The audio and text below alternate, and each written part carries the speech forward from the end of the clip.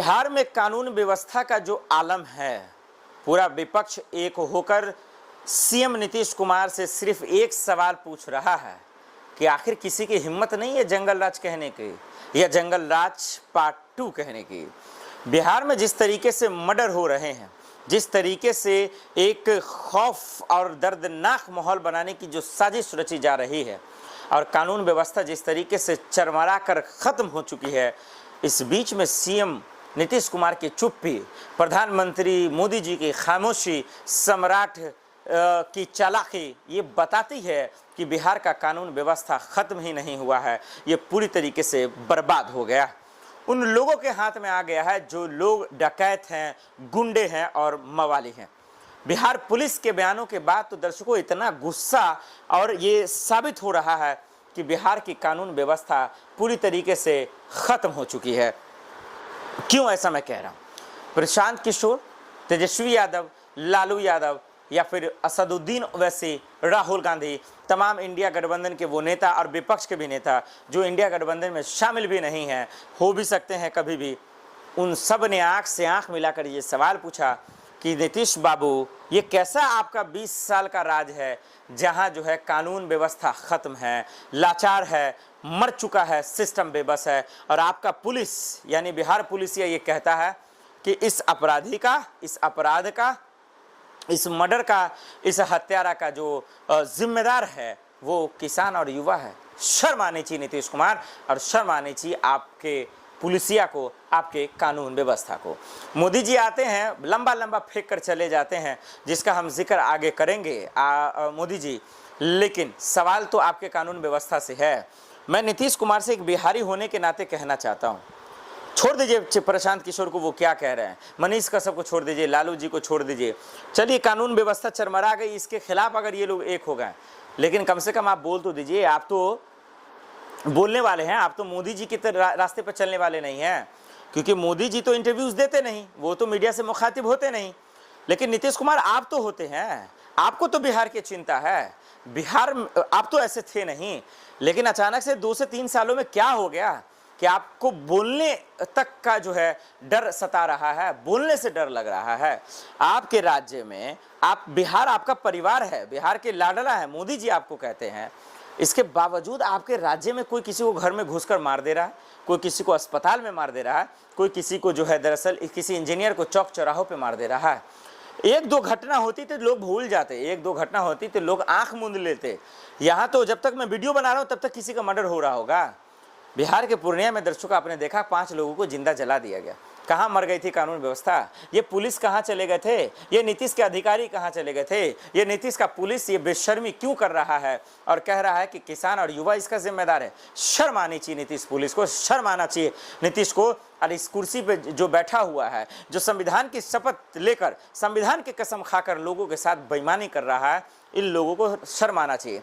और शर्म आनी चाहिए इस गोडी मीडिया को जो आज इतना बड़ा घटना हो रहा है, आए दिन मर्डर हो रहे हैं, आए दिन अपराध बढ़ रहे हैं, हर घंटे हर सेकंड में मर्डर हो रहा है, लेकिन इनकी हिम्मत नहीं है, हैसियत नहीं है कि इसको जंगल राज घोषित कर सके। इनकी हिम्मत नहीं है कि ये बोल सके कि बिहार में पूरी तरीके से जो है जंगल राज अफान पर है, दिमाग पर सर चढ़ गया है, लेकिन इसके बावजूद लोग बोलना नहीं चाहते हैं।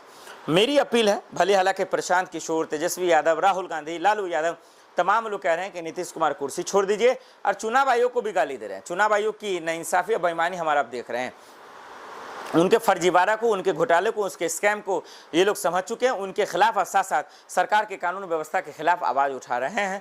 उम्मीद है कि कम से कम मेरी बातों का फ़र्क नहीं पड़ता। नीतीश जी, कम से कम विपक्ष की बातों का सुन लीजिए, जाइए कम से कम कुर्सी छोड़ दीजिए, ना तो कानून व्यवस्था संभाल लीजिए, क्योंकि जो स्थिति लग रही है उसके लायक तो आप नहीं हैं। वही मोदी जी आते हैं, लंबा लंबा फेंक कर जाते हैं, उसके बाद बिहार में माहौल क्या बनता है आइए आपको बताते हैं। को 4 से 5 बार हो गए देश के प्रधानमंत्री नरेंद्र मोदी बिहार आते हैं, लंबा लंबा सौगात, बड़ी बड़ी सौगात आप कह सकते हैं कि दे या ना दे, वो तो हो रहा ही है, उद्घाटन हो रहा है, ग्रीन लगना है, ग्रीन सिग्नल मिल ही जाता है। लेकिन मोदी जी जो कह रहे हैं और बिहार में जो हो रहा है उसमें आसमान जमीन का फ़र्क क्यों दिख रहा है? क्या वाकई में मोदी लहर बिहार में है? क्या वाकई में मोदी फैक्टर चलेगा बिहार में? प्रशांत किशोर ने कहा कि नहीं भैया ऐसा कुछ नहीं है, लालू फैक्टर आज भी है, यादव फैक्टर आज भी है, ये मोदी लहर नहीं है, ये नीतीश लहर तो ख़त्म हो गया है। खैर ये तो सियासत करने वाले लोग हैं, कुछ भी कह देंगे, लेकिन क्या बिहार में है? आइए समझते हैं दर्शकों।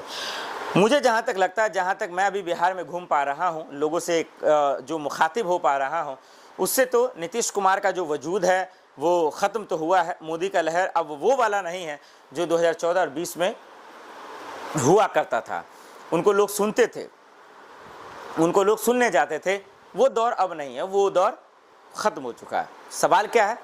सवाल ये है कि अगर इतना मोदी लहर होता, नीतीश लहर होता, तो फिर ये 400 को 1100 क्यों किया जाता है? 1150 वृद्धा पेंशन की बात कर रहा हूँ।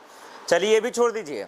अगर इतना बिहार वालों के लिए आप सोच रहे थे, बिहार वालों से इतनी मोहब्बत थी, बिहार वालों को लेकर इतना फिक्र था नीतीश जी और मोदी जी, तो दरअसल ये जो आप 125 यूनिट बिजली फ्री कर दिए, ये क्यों कर दिया आपने? क्यों कर दिया? अच्छा, अब आप लोग गाली दे रहे होंगे कि यार कैसा एंकर है, कैसा पत्रकार है, कैसी बातें कर रहा है। मैं इसलिए बोल रहा हूँ कि इन सरकार के हुक्मरानों को दिखा दीजिए वो वीडियो। जाइए सोशल मीडिया पर सर्च कर लीजिए आप। यूट्यूब पॉलिसी की तहत मैं नहीं दिखा सकता। मोदी जी, नीतीश कुमार ने खुद ही कहा था, ये क्या होता है बिजली की फ्री नहीं देना किसी हमारे बिहार वालों को। हाँ, कम में हम दे देंगे, लेकिन हम क्यों देंगे फ्री में? नहीं देंगे ये फ्री गिरेवरी। और आज देखिए ऐसी क्या मजबूरी नीतीश की आ गई कि इसी यूनिट को आप फ्री में दे रहे हैं 125। क्या इसका मतलब ये कि सरकार हार रही है? क्या एनडीए सरकार हार रही है? क्या बीजेपी सरकार हार रही है? क्या वाकई में विपक्ष की सरकार बन रही? क्या एनडीए सरकार बन रही है?